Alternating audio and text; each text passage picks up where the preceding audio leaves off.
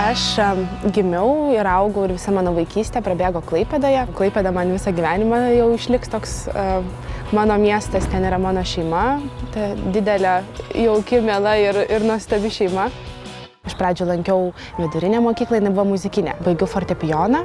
Labai atsimenu, labai nepatikdavo man groti. Turbūt ieškojo savęs, nes kai pradėjo dalyvauti dainų dainelį, pradėjo dainuoti dar darželyje, tai vat, su ta veikla apsistojo ties dainavimu ir toliau plėtojo savo tos gabumus.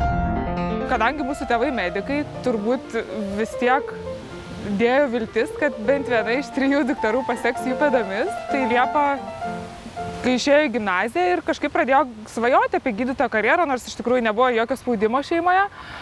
Ir įstojo į mediciną.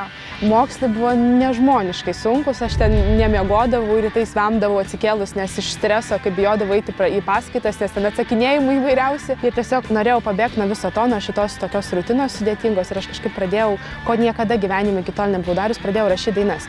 Su Liepa susipažinom, jei neklystu, prieš 4 metus. Ji tiesiog buvo jauna mergaitė atėjusi į įrašų studiją ir kalbanti, kad aš čia noriu dainuoti, gal galit paklausyti čia.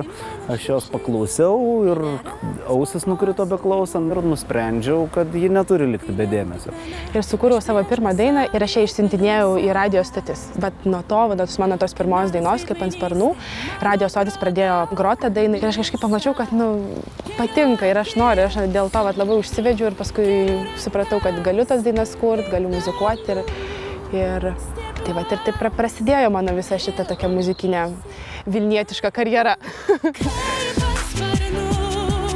Liepa, kaip kuriantis žmogus, turi labai stiprų vidinį užtaisą ir manau, kad šokių projektas, parketas, jai bus dar vienas placdarmas atskleisti savo temperamentą. Ir nepasiduosiu ir eisiu pirmyn, žiūrėsiu, aišku, kaip sekasi, bet šokiai, nežinau, šokiai yra menas. O kadangi aš meno žmogus, tai man mene gyventi tai yra labai gera.